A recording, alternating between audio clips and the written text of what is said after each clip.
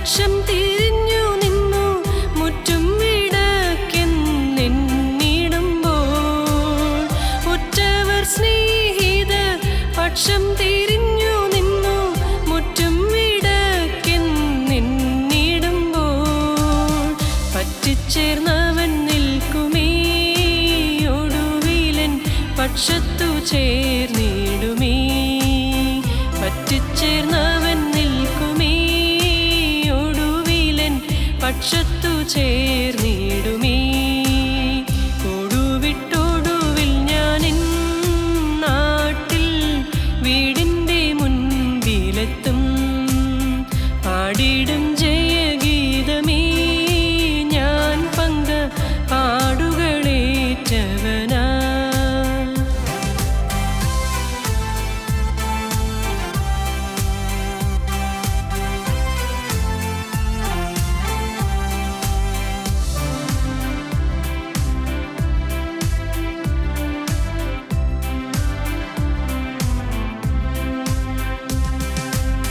ലോകമെനിക്കു വേണ്ട, ലോകത്തിനിമ്പം വേണ്ട, പോകണമേശുവിൻ പാതേ നോക്കി. ലോകമെനിക്കു വേണ്ട, ലോകത്തിനിമ്പം വേണ്ട, പോകണമേശുവിൻ പാതേ നോക്കി. ഏകുന്നു സമസ്തവും ഞാൻ എൻ്റെ ഏകനാഥനെ നിനക്കായി. ഏകുന്നു സമസ്തവും ഞാൻ എൻ്റെ ഏകനാഥനെ നിനക്കായി. കൊടുവിട്ടൊടുവിൽ ഞാനെൻ നാട്ടിൽ വീടിൻ്റെ മുൻപിലെത്തും. പാടിടും ജയഗീതമേ ഞാൻ പങ്ക പാടുകളേറ്റവനാ.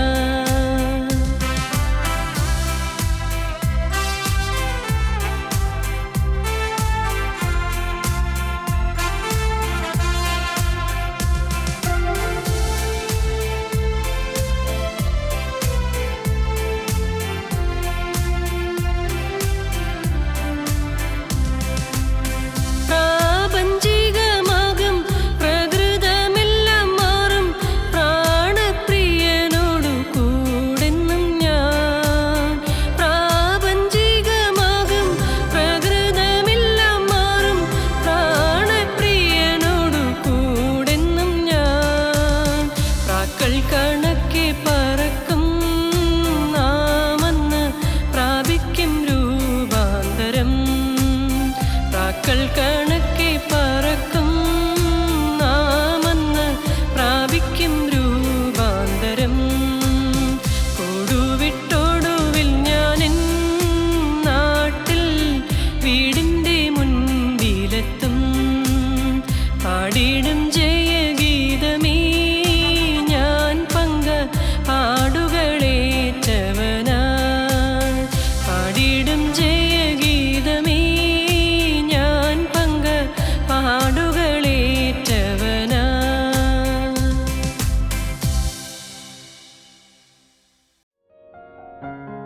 ഞങ്ങളോ ക്രൂശിക്കപ്പെട്ട ക്രിസ്തുവിനെ പ്രസംഗിക്കുന്നു. ദൈവ തിരുനാമത്തിന് മഹത്വം ഉണ്ടാകട്ടെ. ഉൽപ്പത്തി പുസ്തകം 39 അധ്യായം 9 വാക്യം. ഞാൻ ഈ മഹാദോഷം പ്രവർത്തിച്ച് ദൈവത്തോട് പാപം ചെയ്യുന്നത് എങ്ങനെ എന്ന് പറഞ്ഞു. ഒരു യുവാവ് പറയുന്ന വാക്കാണിത്. പാപത്തിനു വേണ്ടി പ്രേരിപ്പിക്കുന്ന ഒരു സ്ത്രീയുടെ മുൻപിൽ നല്ല ദൈവഭയത്തോടെ നിന്നുകൊണ്ട് പറയുന്ന ഒരു യുവാവിൻ്റെ ഹൃദയത്തിൽ നിന്ന് നിറഞ്ഞു വരുന്നതായ വാക്കുകളാണവ. ഞാൻ ഈ മഹാദോഷം പ്രവർത്തിച്ച് ദൈവത്തോട് പാപം ചെയ്യുന്നത് എങ്ങനെ? കഴിഞ്ഞ പ്രാവശ്യം നാം ചിന്തിച്ചു ദാനിയേൽ ഏറ്റവും പ്രിയപുരുഷനായിരുന്നു എന്ന്. ഏറ്റവും പ്രിയപുരുഷ, ഭയപ്പെടേണ്ട, നിനക്ക് സമാധാനം, ബലപ്പെട്ടിരിക്കുക. ദാനിയേൽ ദൈവത്തിന് ഏറ്റവും പ്രിയപുരുഷനാകാൻ കാരണം ദാനിയേലിൻ്റെ ജീവിതത്തിൽ എടുത്തതായ ഒരു തീരുമാനമായിരുന്നു. യാതൊരു കാരണവശാലും ഞാൻ എന്നെ തന്നെ അശുദ്ധമാക്കുകയില്ല എന്ന് ദാനിയേൽ ഹൃദയത്തിൽ നിശ്ചയിച്ചു. ദാനിയേൽ പ്രവാചകന്റെ പുസ്തകം 1-ാം അധ്യായം 8-ാം വാക്യം അങ്ങനെയാണ് നാം കണ്ടത്. യാതൊരു കാരണവശാലും ഞാൻ എന്നെ തന്നെ അശുദ്ധമാക്കുകയില്ല എന്ന് ദാനിയേൽ ഹൃദയത്തിൽ നിശ്ചയിച്ചു, ഡിസിഷൻ എടുത്തു. ദാനിയേലിൻ്റെ ഡിസിഷൻ. ഇവിടെ ഇപ്പോൾ നാം കാണുന്നത് യൗസേപ്പിൻ്റെ ഡിസിഷനാണ്. യൗസേപ്പും ദാനിയേലിനെ പോലെ അന്യദേശത്താണ്, സ്വന്തം പിതൃഭവനം വിട്ട് ദൂരദേശത്താണ്. അമ്മ യൗസേപ്പിൻ്റെ ചെറുപ്പത്തിൽ മരിച്ചുപോയി. യൗസേപ്പിൻ്റെ അപ്പൻ്റെ വാത്സല്യഭാജനമായി യൗസേപ്പ് വളർന്നു വരികയാണ്. ചേട്ടന്മാർ 10 പേരും അനിയനും ഇന്ന് കൂടെ ഇല്ല. ആ 10 പേരും യൗസേപ്പിനെ ദ്വേഷിക്കുകയും യൗസേപ്പിനെ ഉപദ്രവിക്കുകയും ചെയ്തു. അവരുടെ കുതന്ത്രം മൂലവും കുൽസിത പ്രവൃത്തി മൂലവുമാണ് യൗസേപ്പ് പലസ്തീനിൽ നിന്ന് ഈജിപ്തിലെത്താൻ ഇടയായത്. ഇതെല്ലാമായിട്ടും അവിടെ ഈജിപ്തിൽ ഒരു ഉന്നതോദ്യോഗസ്ഥനായ പൊത്തീഫറിൻ്റെ ഭവനത്തിൽ പാർക്കുമ്പോൾ യൗസേപ്പ് ഒരു തീരുമാനമെടുത്തു, ഞാൻ ദൈവത്തെ ദുഃഖിപ്പിക്കുകയില്ല. ദൈവഭയത്തോടെ നിൽക്കാൻ യൗസേപ്പ് ഒരു തീരുമാനമെടുത്തു. ദൈവഭയം, ദൈവഭക്തി, എല്ലാം കാണുന്നൊരു ദൈവമുണ്ട് എന്ന ചിന്ത, ദൈവം ദുഃഖിക്കരുത് എന്ന ഒരു തീരുമാനം. ഞാൻ ഈ മഹാദോഷം പ്രവർത്തിച്ച് ദൈവത്തോട് പാപം ചെയ്യുന്നത് എങ്ങനെ? വിദേശത്ത് പാർക്കുമ്പോൾ, സ്വന്തക്കാരിൽ നിന്നും ചാർച്ചക്കാരിൽ നിന്നും അകന്നു പാർക്കുമ്പോൾ യൗസേപ്പ് ഏറ്റവും ഹീനമായ സാഹചര്യത്തിൽ, തിന്മ ചെയ്യാൻ എല്ലാ സൗകര്യമുള്ളതായ ഒരു സാഹചര്യത്തിൽ, അശുദ്ധിയിലേക്ക് വഴുതി വീഴാമായിരുന്ന, വളരെ രഹസ്യമായി ആരും അറിയാതെ തിന്മയ്ക്ക് വിട്ടുകൊടുക്കാമായിരുന്ന ഒരു സാഹചര്യത്തിൽ യൗസേപ്പ് തീരുമാനിച്ചു, ഞാൻ ഈ മഹാദോഷം ചെയ്ത് എൻ്റെ ദൈവത്തോട് പാപം ചെയ്യുകയില്ല, ഞാനൊരു പാപം ചെയ്യുകയില്ല എന്നുള്ള യൗസേപ്പിൻ്റെ തീരുമാനം. ദാനിയേലിനെ കുറിച്ച് നാം പഠിച്ചത്, ദാനിയേലിൻ്റെ ഡിസിഷൻ ഒരു കാരണവശാലും എന്നെ തന്നെ അശുദ്ധമാക്കുകയില്ല എന്ന്. ഈ തീരുമാനങ്ങളുടെ പിറകിൽ വ്യക്തമായൊരു കാഴ്ചപ്പാട്, ഒരു ദൈവമുണ്ട് എന്ന ചിന്തയാണ്. ദൈവഭയം. ദാവീദ് 4-ാമത്തെ സങ്കീർത്തനത്തിൽ പാടി, നടുങ്ങുവീൻ, പാപം ചെയ്യാതിരിപ്പീൻ, stand no and sin not, ഭയത്തോടും വിറയലോടും കൂടി നിൽപ്പീൻ, പാപം ചെയ്യരുത്. നടുങ്ങുവീൻ, പാപം ചെയ്യാതിരിപ്പീൻ, ഭയത്തോടെ നിൽക്കണം, വിറയലോടെ നിൽക്കണമെന്നാണ് ദാവീദ് തീരുമാനിച്ചത്. ദാവീദ് പിന്നൊരു ദിവസത്തിലൊരു തീരുമാനമെടുത്തു. 55-ാമത്തെ സങ്കീർത്തനത്തിലാണ് ദാവീദ് ആ തീരുമാനമെടുത്തത്. 17-ാം വാക്യം, 55-ാം സങ്കീർത്തനം 17-ാം വാക്യം, ഞാൻ വൈകുന്നേരത്തും കാലത്തും ഉച്ചയ്ക്കും സങ്കടം ബോധിപ്പിച്ച് കരയും. വൈകുന്നേരത്ത് കരയും, ഉച്ചയ്ക്ക് കരയും, രാവിലെ കരയും. രാവിലെയും വൈകുന്നേരത്ത് ഉച്ചയ്ക്കും സങ്കടം ബോധിപ്പിച്ച് കരയും. തൊട്ടു മുൻപ് 16-ാം വാക്യത്തിൽ ദാവീദ് പറഞ്ഞത്, ഞാനോ ദൈവത്തെ വിളിച്ചപേക്ഷിക്കും, യഹോവ എന്നെ രക്ഷിക്കും. ഈ 3 കഥാപാത്രങ്ങൾ, ബൈബിളിലെ ഈ 3 കഥാപാത്രങ്ങൾ, ദാനിയേൽ, യൗസേപ്പ്, ദാവീദ്, 3 പേരും ഈ തീരുമാനമെടുത്ത് നിന്ന കാലത്തേക്കാൾ അഭിവൃദ്ധിപ്പെട്ടു. 3 പേരും ഈ തീരുമാനമെടുത്ത കാലത്തേക്കാൾ സന്തോഷവും സമാധാനമുള്ളവരായി ജീവിച്ചു.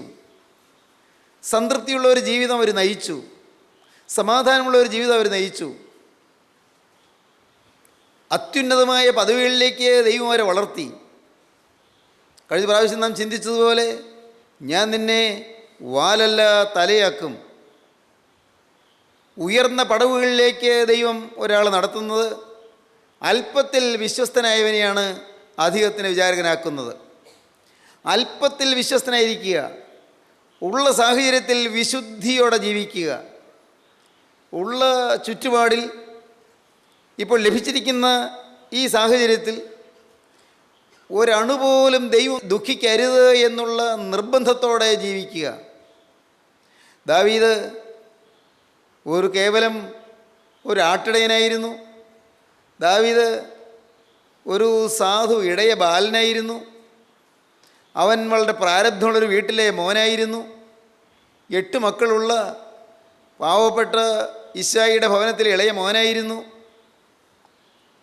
പട്ടിണിയും പാടും കേടും ദുരിതവും പ്രയാസവുമായി വലഞ്ഞുപോയൊരു കുടുംബത്തിലെ അംഗമായിരുന്നു. എന്നാൽ ദാവീദ് വളർന്ന് രാജകീയ സിംഹാസനത്തിലെത്തി. ദാവീദ് വളർന്ന് ഉയർന്ന പദവിയിലെത്തി. ദാവീദ് ഉയർന്ന ശ്രേണികളിലേക്ക് പടിപടിയായി കയറിപ്പോയി. ദൈവം അവനെ കരപിടിച്ച് നടത്തി. ആടുകളെ നോക്കി നടന്ന് ദാവീദിൻ്റെ കയ്യിൽ അന്നുണ്ടായിരുന്നത് കേവലം ഒരു വടിയാണ്, ഒരു കോലാണ്. എന്നാൽ ദാവീദിൻ്റെ കയ്യിൽ പൊൻചെങ്കോൽ പിടിച്ചു.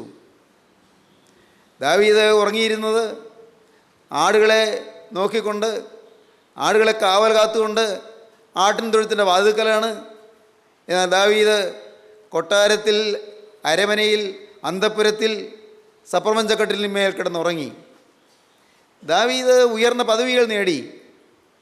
വെയിലേറ്റ് വാടി വെയിലത്ത് കൂടെ നടന്ന് അലഞ്ഞു തിരിഞ്ഞ് നടന്ന് ജീവിതം ഉഷ്ണിച്ചു പോയ ചെറുപ്പക്കാരൻ വളർന്നു വന്ന് രാജകീയ കിരീടം ചൂടി. ദാനിയേലിനെ കുറിച്ച് അത് തന്നെയാണ് നാം കാണുന്നത്. അത് നമുക്ക് പിന്നാലെ ചിന്തിക്കാം. യൗസേപ്പ് ഉയർന്ന സ്ഥാനമാനങ്ങളിലെത്തി. മിസ്രയീമിൽ ഫറവോ ചക്രവർത്തിയുടെ അടുത്ത സ്ഥാനത്താണ്, വളരെ ഏറ്റവും അടുത്ത സ്ഥാനത്ത് ഉയർന്ന മേലധികാരിയായിട്ടാണ് ഈജിപ്തിൽ യൗസേപ്പ് തീർന്നത്. ഈജിപ്തിൻ്റെ ഭരണാധികാരിയായിരുന്ന അന്നത്തെ ഫറവോ യൗസേപ്പിനെ കുറിച്ച് പറഞ്ഞത് ഇങ്ങനെയാണ്. 41 അധ്യായം 38 വാക്യം, ദൈവാത്മാവുള്ള ഈ മനുഷ്യനെ പോലെ ഒരുത്തിനെ കണ്ടു കിട്ടുമോ? പിന്നെ ഫറവോൻ യൗസേപ്പിനോട്, ദൈവം ഇതൊക്കെയും നിനക്ക് വെളിപ്പെടുത്തി തന്നതുകൊണ്ട് നിന്നെപ്പോലെ വിവേകവും ജ്ഞാനവും ഉള്ളവൻ ഒരുത്തനുമില്ല. നീ എൻ്റെ ഗ്രഹത്തിന് മേലധികാരിയാകും. നിൻ്റെ വാക്ക് എൻ്റെ ജനമെല്ലാം അനുസരിച്ച് നടക്കും. സിംഹാസനം കൊണ്ട് മാത്രം ഞാൻ നിന്നേക്കാൾ വലിയവനായിരിക്കുമെന്ന് പറഞ്ഞു. ഇതാ മിസ്രയീം ദേശത്തിനൊക്കെയും ഞാൻ നിന്നെ മേലധികാരിയാക്കിയിരിക്കുന്നു. ഉൽപ്പത്തി പുസ്തകം 41 അധ്യായത്തിൻ്റെ 38 വാക്യം മുതൽ വായിക്കുമ്പോൾ നാം പിന്നെയും കാണും, ഇതാ മിസ്രയീം ദേശത്തിനൊക്കെയും ഞാൻ നിന്നെ മേലധികാരിയാക്കിയിരിക്കുന്നു. ഫറവോൻ തൻ്റെ കയ്യിൽ നിന്ന് മുദ്രാമോതിരമൂരി യൗസേപ്പിൻ്റെ കൈക്കിട്ടു. അവനെ നേർമയുള്ള വസ്ത്രം ധരിപ്പിച്ചു. ഒരു സ്വർണ്ണ സരപ്പളിയും അവൻ്റെ കഴുത്തിലിട്ടു. തൻ്റെ 2-ാം രഥത്തിൽ അവനെ കയറ്റി മുട്ടുകുത്തുവീൻ എന്ന് അവൻ്റെ മുമ്പിൽ വിളിച്ചു പറയിച്ചു. ഇങ്ങനെ അവനെ മിസ്രയീം ദേശത്തിനൊക്കെയും മേലധികാരിയാക്കി. ഏറ്റവും ഉയർന്ന പദവികളിലേക്ക് യൗസേപ്പിനെ വളർത്തി. ദാനിയേൽ ദൈവത്തിൻ്റെ പ്രിയപുരുഷനായിരുന്നു. യൗസേപ്പ് ദൈവത്തിൻ്റെ പ്രിയപുരുഷനായിരുന്നു. ദാവീദ് ദൈവത്തിൻ്റെ ഹൃദയപ്രകാരമുള്ള മനുഷ്യനായിരുന്നു. പ്രിയപ്പെട്ടവരെ, നമ്മുടെ ജീവിതത്തിൽ നമുക്ക് സമാധാനമുള്ളൊരു ജീവിതം വേണമോ? പ്രശാന്തമോഹനമായൊരു ജീവിതം നയിക്കണമോ? ഉള്ളത്തിൽ സംതൃപ്തിയുള്ളൊരു ജീവിതം ലഭിക്കണമോ?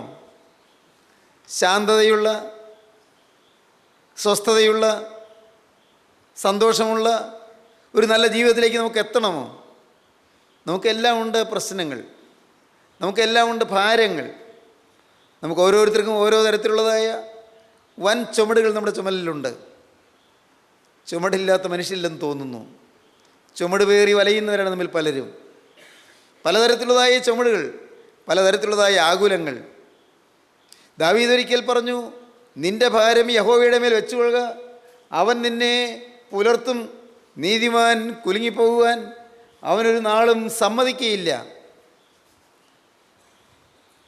എന്തൊരു ധൈര്യത്തോടെയാണ് ദാവീദ് പറയുന്നത്. നിന്റെ ഭാരം യഹോവയുടെ മേൽ വെച്ചുകൊള്ളുക, അവൻ നിന്നെ പുലർത്തും. നീതിമാൻ കുലുങ്ങിപ്പോകുവാൻ അവനൊരു നാളും സമ്മതിക്കുകയില്ല. Casting all your care upon him, he will sustain thee. നിന്റെ ഭാരങ്ങളെല്ലാം നിത്യനായ ദൈവത്തിൻ്റെ മേൽ നീ വെച്ചുകൊള്ളുക, അവൻ നിന്നെ പുലർത്തും, അവൻ നിന്നെ സസ്റ്റെയിൻ ചെയ്യും, അവൻ നിന്നെ പരിപാലിക്കും. ദൈവം നിൻ്റെ കാര്യം അന്വേഷിക്കും. പ്രിയപ്പെട്ടവരെ, നമ്മുടെ കാര്യം സ്വർഗത്തിലെ ദൈവം അന്വേഷിക്കുന്ന ഒരു ഭാഗ്യം. നമ്മുടെ ഭാവി സ്വർഗത്തിലെ ദൈവത്തിൻ്റെ വിഷയമാകുന്ന ഒരു ഭാഗ്യം, നമ്മുടെ ജീവിതത്തിൻ്റെ ഊടും പാവും, നമ്മുടെ ജീവിതത്തിൻ്റെ ഉടനീളം സ്വർഗത്തിലെ ദൈവം മുഴുവനായി അന്വേഷിക്കുന്ന ഒരു ഭാഗ്യം, ഈ പാവപ്പെട്ട മനുഷ്യൻ സ്വർഗത്തിലെ ദൈവത്തിൻ്റെ ഒരു വിഷയമായി തീരുന്ന ഭാഗ്യം, അതെത്ര അനുഗ്രഹീതമാണ്. നാം ചിന്തിച്ചിട്ടുണ്ടോ? സർവശക്തനായ സർവ്വവല്ലഭനായ ദൈവത്തിൻ്റെ കൈകളിൽ നമ്മുടെ ജീവിതം സുരക്ഷിതമാണെന്നറിയുക, നമ്മുടെ ജീവിതം ഭദ്രമാണെന്നറിയുക, ഏറ്റവും നല്ലതിലേക്ക് ദൈവം നമ്മെ നയിക്കുമെന്നറിയുക, അത് എന്തൊരു വലിയ വിശ്വാസമാണ്, എന്ത് സന്തോഷം നിറഞ്ഞ ഒരു അനുഭൂതിയാണ്. ചിന്തിക്കൂ, നിന്റെ ഭാരം യഹോവയുടെ മേൽ വെച്ചുകൊള്ളുക, അവൻ നിന്നെ പുലർത്തും. നീതിമാൻ കുലുങ്ങിപ്പോകുവാൻ അവനൊരു നാളും സമ്മതിക്കുകയില്ല. യൗസേപ്പ് ദൈവസന്നിധിയിൽ ദൈവഭയത്തോടെ ജീവിക്കാൻ തീരുമാനിച്ചു. അഴുക്കുള്ള സാഹചര്യമായിരുന്നു. പൊത്തിഫേറിൻ്റെ ഭവനത്തിൽ പൊത്തിഫേറിൻ്റെ ഭാര്യയായ ആ യുവതിയായ സുന്ദരിയായ സ്ത്രീ യൗസേപ്പിനെ തിന്മയ്ക്ക് വേണ്ടി പ്രേരിപ്പിച്ചു. നാം 39 അധ്യായത്തിൽ വായിക്കുന്നൊരു വാക്യമുണ്ട്. ഉൽപ്പത്തി പുസ്തകം 39 അധ്യായത്തിൽ അവൾ ദിനം പ്രതി അവനെ പ്രലോഭിപ്പിച്ചു എന്നാണ്. ദിനം പ്രതി അവനെ പ്രലോഭിപ്പിച്ചു. 39 അധ്യായം 7 വാക്യം, യൗസേപ്പ് കോമളനും മനോഹര രൂപിയും ആയിരുന്നത് കൊണ്ട് അവനെ അവൾ ദിനം പ്രതി പ്രലോഭിപ്പിച്ചു.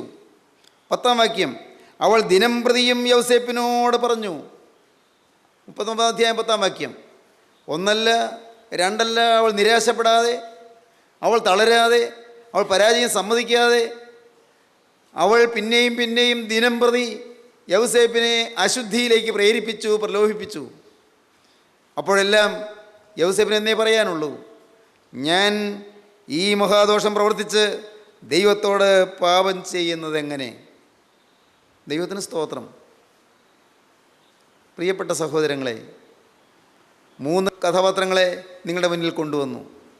ദാവീദ്, യൗസേപ്പ്, ദാനിയേൽ. ഈ 3 പേരും ദൈവഭയത്തോടെ ജീവിച്ചു.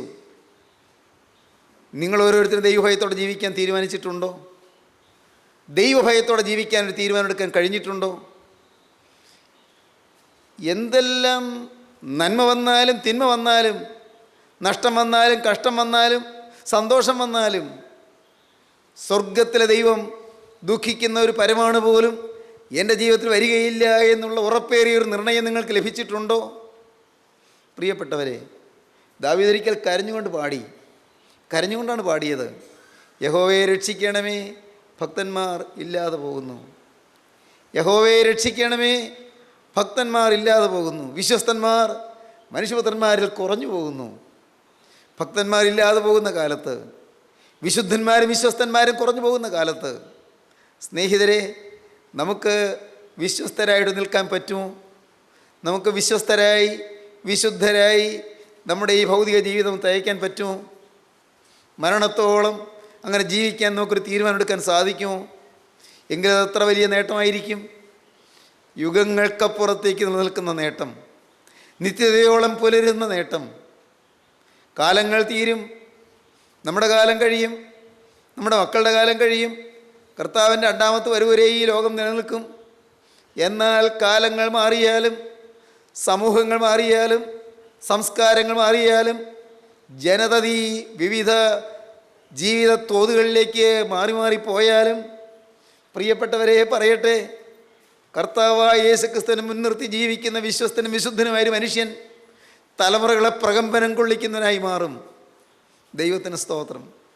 നിങ്ങൾക്ക് ആവേശം കൊള്ളുന്നുണ്ടോ? ഇതൊരു ചലഞ്ചായിട്ട് നിങ്ങൾക്ക് എടുക്കാൻ പറ്റുമോ? ഇതൊരു ആധ്യാത്മിക വെല്ലുവിളിയായി നിങ്ങൾക്ക് സ്വീകരിക്കാൻ കഴിയുമോ? കർത്താവേ, ഒരണുവിൽ പോലും കറവിരളാതെ, ഒരു 10 പൈസയിൽ പോലും ക്രമക്കേട് വരാതെ, കർത്താവേ, ഒരു നോട്ടത്തിൽ പോലും ഒരു ചലനത്തിൽ പോലും അശുദ്ധി പറ്റാതെ, ലോകത്തിൻ്റെ മാലിന്യമേശാതെ ഞാൻ നിൽക്കും. ദൈവത്തിന് സ്തോത്രം. യോഹന്നാൻ്റെ 1-ാമത്തെ ലേഖനത്തിൽ അപ്പോസ്തലൻ പറയും, ലോകവും അതിൻ്റെ മോഹവും ഒഴിഞ്ഞു പോകുന്നു, ദൈവേഷ്ടം ചെയ്യുന്നവനോ എന്നേക്കും ഇരിക്കുന്നു. ലോകവും അതിൻ്റെ മോഹവും ഒഴിഞ്ഞു പോകുന്നു, ദൈവേഷ്ടം ചെയ്യുന്നവനോ എന്നേക്കും ഇരിക്കുന്നു. എന്താണ് ദൈവേഷ്ടം? ആരാണ് എന്നേക്കും ഇരിക്കുന്നത്? ആരാണ് നിലനിൽക്കുന്ന സൗഭാഗ്യ സമ്പത്ത് നേടുന്നത്? എന്താണത്? നിലനിൽക്കുന്ന സമ്പത്ത് അതാരാണ് നേടുന്നത്? ലോകസ്നേഹം ദൈവത്തോട് ശത്രുത്വമാകുന്നു.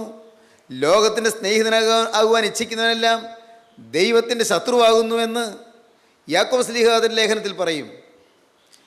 ലോകവും അതിൻ്റെ മോഹവും ഒഴിഞ്ഞു പോകുന്നു, ദൈവേഷ്ടം ചെയ്യുന്നവനോ എന്നേക്കും ഇരിക്കുന്നു. ഏതാണ് ദൈവേഷ്ടം? പ്രിയപ്പെട്ടവരെ, നിങ്ങൾക്കറിയാം, ഇവിടെ ഇരിക്കുന്ന നിങ്ങൾ അനേകം പേര് ഇപ്പോൾ കാണാതെ പറയും, ദൈവത്തിൻ്റെ ഇഷ്ടമോ നിങ്ങളുടെ ശുദ്ധീകരണം തന്നെ. വേറൊരു ഇഷ്ടമുണ്ട് ദൈവത്തിന്, വേറൊരു ഇഷ്ടമുണ്ട്. എപ്പോഴും സന്തോഷിപ്പീൻ, ഇടപെടാതെ പ്രാർത്ഥിപ്പീൻ, എല്ലാറ്റിനും സ്തോത്രം ചെയ്യുവീൻ. ഇതല്ലോ നിങ്ങളെക്കുറിച്ച് ക്രിസ്തുയേശുവിൽ ദൈവേഷ്ടം. എന്തെല്ലാമാണ് നാം ചെയ്യേണ്ടത്? എപ്പോഴും സന്തോഷിപ്പീൻ, ഒന്നിലും മനസ്സ് പതറാതിരിക്കുക, ഒന്നിലും നമ്മുടെ ജീവിതം മ്ലാനമാകാതിരിക്കുക. കഠിനമായ രോഗത്തിൻ്റെ മധ്യത്തിലും ദുരിതങ്ങളും ആവലാധികളും സങ്കടങ്ങളും പെരുകി പെരുകി വരുമ്പോഴും ആപത്തുകൾ വലയം ചെയ്യുമ്പോഴും കരകാണ കടലിൽ നീന്തി തുഴഞ്ഞു വലയുമ്പോഴും പ്രിയപ്പെട്ടവരെ, നമ്മുടെ ജീവിതത്തിൽ യേശുക്രിസ്തുവിനെ മാത്രം മുൻനിർത്തി എപ്പോഴും സന്തോഷിക്കാൻ കഴിയുക. എപ്പോഴും സന്തോഷിപ്പീൻ. എങ്ങനെ സന്തോഷിക്കാൻ പറ്റും? നമ്മുടെ ജീവിതത്തിലെ പ്ലസ് പോയിൻ്റുകൾ എണ്ണി എണ്ണി സന്തോഷിക്കാം. നമ്മുടെ ജീവിതത്തിലുള്ളതായ ദൈവം തന്ന നന്മകൾ എണ്ണി എണ്ണി ഓർത്ത് സന്തോഷിക്കാം. കർത്താവേ, എനിക്ക് അവയവങ്ങൾ തന്നല്ലോ, കേടില്ലാത്ത അവയവങ്ങൾ തന്നല്ലോ, നിനക്ക് സ്തുതി. കർത്താവേ, എനിക്ക് ഇത്രത്തോളം കേൾവി തന്നല്ലോ, നിനക്ക് സ്തുതി. കർത്താവേ, എനിക്ക് ഇത്രത്തോളം കാഴ്ച തന്നല്ലോ, നിനക്ക് സ്തുതി. കർത്താവേ, എനിക്ക് ഇത്രത്തോളം വിദ്യാഭ്യാസം തന്നല്ലോ, നിനക്ക് സ്തുതി. കർത്താവേ, നീ എനിക്ക് വചനം കേൾക്കാൻ അവസരം തന്നല്ലോ, നിനക്ക് സ്തുതി. കർത്താവേ, ജീവൻ്റെ വചനം പ്രസ്താവിക്കുന്ന വിശുദ്ധിയുടെ കൂട്ടായ്മയിലേക്ക് നീ എന്നെ ആനയിച്ചല്ലോ, നിനക്ക് സ്തുതി. സ്നേഹവും വിശുദ്ധിയും മാത്രം കൈമുതലായ കൂട്ടായ്മയിൽ വന്ന് ജീവൻ്റെ വചനം കേട്ട് അത് പ്രമാണിക്കുന്നവരുടെ കൂടെ എന്നെ നീ കണ്ടുവല്ലോ, നിനക്ക് സ്തുതി. സന്തോഷിക്കാൻ വകയില്ലേ? ഓർത്തോർത്ത് സ്തുതിക്കാൻ വകയില്ലേ? ഈ ഭൂമിയിലെ താൽക്കാലിക ജീവിതം കഴിഞ്ഞ് ഒരു അനന്തതയുണ്ട്, ഒരു നിത്യതയുണ്ട് എന്ന് വിശ്വസിക്കാൻ എനിക്ക് കഴിഞ്ഞല്ലോ, നിനക്ക് സ്തുതി. എല്ലാം നീ തന്ന ദാനമാണ്. കർത്താവേ, നീ എന്നെ ആകർഷിച്ചിട്ട് മാത്രമേ എനിക്ക് നിൻ്റെ ക്രൂശിൻ ചുവട്ടിലേക്ക് വരാൻ പറ്റിയുള്ളൂ. നിൻ്റെ ഒരു ആകർഷണം എനിക്ക് ലഭിച്ചു. എൻ്റെ പ്രിയപ്പെട്ടവരായ അനേകരുണ്ട്, അവർക്ക് ഈ ആകർഷണം കിട്ടിയില്ല. വചനത്തോടൊരു മധുരം അവർക്ക് ലഭിച്ചില്ല. കൂട്ടായ്മയിലേക്ക് ഒരു സമാധാനവും സന്തോഷവുമായ സമീപനം അവർക്ക് കിട്ടിയില്ല. കർത്താവേ, എനിക്കൊരു വിശ്വാസം കിട്ടി, എനിക്ക് നീ ഒരു സന്തോഷം തന്നു. വചനം കേൾക്കാൻ നീ എനിക്കൊരു മധുരം തന്നു, വചനത്തോടൊരു ആഭിമുഖ്യം തന്നു, വചനം പറയുന്നവരോടൊരു സ്നേഹം തന്നു, വചനത്തിൻ്റെ കൂട്ടായ്മയിൽ എനിക്കൊരു പ്രവേശനം തന്നു. കർത്താവേ, നിനക്ക് സ്തുതി. ഈ ഭൂമിയിലെ ഭൗതിക ജീവിതകാലം കഴിഞ്ഞ് നിത്യതയിലേക്ക് ഞാൻ കടന്നു വരുമ്പോൾ സ്വർഗരാജ്യത്തിൽ പ്രവേശിക്കാൻ സാധിക്കും. അതിന് യേശുക്രിസ്തുവിൻ്റെ തിരുരക്തമാണ് അതിന് ഒരേ ഒരു കാരണമെന്ന് കാണാൻ എൻ്റെ കണ്ണ് നീ തുറന്നു തന്നല്ലോ. ക്രിസ്തുവിൻ്റെ ക്രൂശിലെ മരണത്തിൻ്റെ വിലയെന്ത് എന്നറിയാൻ എനിക്കിത് ഭാഗ്യം തന്നല്ലോ. യേശുക്രിസ്തുവിൻ്റെ ക്രൂശിലെ തിരുരക്തത്താൽ മനുഷ്യൻ്റെ സ്വഭാവം മാറുമെന്ന് അനുഭവിക്കാൻ നീ എനിക്ക് ഭാഗ്യം തന്നല്ലോ. പ്രിയപ്പെട്ടവരെ, പ്ലസ് പോയിൻ്റുകൾ എണ്ണി എണ്ണി നമുക്ക് സ്തുതിക്കാൻ വകയുണ്ട്, സ്തുതിക്കാൻ വകയുണ്ട്. എപ്പോഴും സന്തോഷിപ്പീൻ. അപ്പോസ്തലനായ പൗലോസ് പറയും, ഫിലിപ്പിയ ലേഖനത്തിൽ പറയും, റോമൻ കാരാഗ്രഹത്തിലിരുന്ന് എഴുതിയ ലേഖനത്തിൽ പറയും, ജയിലിലെ തടവറയിൽ കിടന്നുകൊണ്ട് എഴുതിയ ലേഖനത്തിൽ പറയും, സന്തോഷിപ്പീൻ സന്തോഷിപ്പീൻ എന്ന് ഞാൻ പിന്നെയും പറയുന്നു. നിങ്ങളുടെ സൗമ്യത സകല മനുഷ്യനും അറിയട്ടെ. കർത്താവ് ഒരുവൻ അടുത്തിരിക്കുന്നു. ഒന്നിനെക്കുറിച്ചും വിചാരപ്പെടരുത്. എല്ലാറ്റിലും പ്രാർത്ഥനയാൽ അപേക്ഷയാലും നിങ്ങളുടെ ആവശ്യങ്ങൾ സ്തോത്രത്തോടുകൂടെ ദൈവത്തോട് അറിയിക്കത്രേ വേണ്ടത്. എന്നാൽ സകല ബുദ്ധിയെയും കവിയുന്ന ദൈവസമാധാനം നിങ്ങളുടെ ഹൃദയങ്ങളെയും നിലവുകളെയും ക്രിസ്തു യേശുവിങ്കൽ കാക്കും. സ്നേഹിതരെ, എപ്പോഴും സന്തോഷിപ്പാൻ നമുക്ക് കഴിയുമോ? ഇടപെടാതെ പ്രാർത്ഥിപ്പാൻ നമുക്ക് കഴിയുമോ? എല്ലാറ്റിനും സ്തോത്രം ചെയ്യാൻ നമുക്ക് കഴിയുമോ? അത് ഒരു വിശ്വാസിയുടെ പദവിയാണ്. ദൈവത്തിൻ്റെ ഇഷ്ടം ഏതെല്ലാം സാഹചര്യത്തിൽ ചെന്നാലും ദൈവ ഇഷ്ടം ഞാൻ നിവർത്തിക്കുമെന്നുള്ളതായ തീരുമാനം, ഡിസിഷൻ. സ്നേഹിതരെ, ഇന്ന് ഈ വാക്കുകളെ കേട്ടുകൊണ്ടിരിക്കുമ്പോൾ നിങ്ങൾക്കൊരു തീരുമാനമെടുക്കാൻ കഴിയുന്നുണ്ടോ? യേശുക്രിസ്തുവിൻ്റെ സന്നിധിയിൽ നിങ്ങളുടെ ഉള്ളു തുറക്കാൻ പറ്റുന്നുണ്ടോ? കർത്താവിനോട് നിങ്ങൾക്കൊരു വാക്ക് പറയാൻ തോന്നുന്നുണ്ടോ? യേശുവേ, എന്നെ കാണുന്ന നിത്യനായ ദൈവമേ, എൻ്റെ ഹൃദയം അറിയുന്ന കർത്താവേ, എൻ്റെ കഴിഞ്ഞകാല ജീവിതം കാണുന്ന കർത്താവേ, ഞാൻ എത്രമാത്രം വെറുമയിലും ശൂന്യതയിലും പാഴിലുമാണ് ജീവിച്ചതെന്ന് അറിയുന്ന കർത്താവേ, ഞാൻ എത്രമാത്രം നിരാശയോടെയാണ് ഇപ്പോൾ ഇത് വാക്കുകൾ കേൾക്കുന്നതെന്ന് ചിന്തിച്ചുകൊണ്ടിരിക്കുന്ന ദൈവവൈതലേ, നീ ദൈവത്തോട് പറയൂ, കർത്താവേ, നീയാണ് എൻ്റെ പ്രത്യാശ, നീയാണ് എൻ്റെ പ്രതീക്ഷ, നീയാണ് എൻ്റെ വിശ്വാസം, നീയാണ് എൻ്റെ ബലം, നീ തന്നെ എൻ്റെ രക്ഷ. യേശുവേ, നിൻ്റെ തിരുരക്തമാണ് എൻ്റെ പാപമോചനം, നിൻ്റെ കൃപയാണ് എൻ്റെ പാപക്ഷമ. യേശുവേ, നീയാണ് എൻ്റെ ഒരേ ഒരു സങ്കേതം. ഉടയവനെ, നീയാണ് എൻ്റെ അഭയസ്ഥാനം. കർത്താവേ, നീയാണ് എൻ്റെ ഒളിവിടം. അഭയം തേടി ഞാനിതാ ക്രൂശിൻ ചുവട്ടിലേക്ക് വരുന്നു. ആശ്രയം തേടി ഞാനിതാ കുരിശിൻ ചുവട്ടിലേക്ക് വന്ന് തൃപ്പാദം കെട്ടിപ്പിടിക്കുന്നു. എനിക്ക് വേണ്ടി മുറിവേറ്റ പാദം ഞാൻ ചുംബിക്കുന്നു. എനിക്ക് വേണ്ടി തിരുരക്തമൊഴുക്കിയ പാദത്തിൽ എന്നെ തന്നെ സമർപ്പിക്കുന്നു. പ്രിയരെ, നമുക്ക് സമർപ്പിക്കാം. നമ്മുടെ നാഥനോട് നമുക്ക് വാക്ക് പറയാം. യേശുവേ, യാതൊരു കാരണവശാലും ഞാൻ മേലിൽ എന്നെ തന്നെ അശുദ്ധമാക്കുകയില്ല. യേശുവേ, എന്നെ തന്നെ നിന്റെ പൊന്നുകരങ്ങളിലേക്ക് ഞാൻ തരുന്നു. ഇന്ന് ഈ വചനം കേട്ട് എല്ലാവരെയും നീ അനുഗ്രഹിക്കണമേ. എല്ലാവരുടെ മേലും തൃക്കരം വയ്ക്കണമേ. എല്ലാവരെയും ആശീർവദിക്കണമേ. പാപക്കറകൾ കഴുകണമേ. ശാപമോചനം നൽകണമേ. ബന്ധനങ്ങൾ അഴിക്കണമേ. കുടുംബശാന്തി ഏകണമേ. കുടുംബ സമാധാനം നൽകണമേ. ഭിന്നിച്ചിരിക്കുന്നവരെ ഒന്നിപ്പിക്കണമേ. അകന്നുപോയവരെ അടുപ്പിക്കണമേ. പിണങ്ങിപ്പോയവരെ ഇണക്കണമേ. എൻ്റെ കരുണയുള്ള കർത്താവേ, നിന്റെ മക്കളുടെ മേൽ നിന്റെ സ്നേഹത്തിൻ്റെയും സാന്ത്വനത്തിൻ്റെയും ആ സ്വർഗീയ കരം വെച്ചപ്പോൾ ആശ്വസിപ്പിക്കണമേ, അനുഗ്രഹിക്കണമേ. യേശുക്രിസ്തുവിൻ്റെ മഹത്വമേറിയ നാമത്തിൽ തന്നെ. ആമീൻ. ഹല്ലേലൂയ.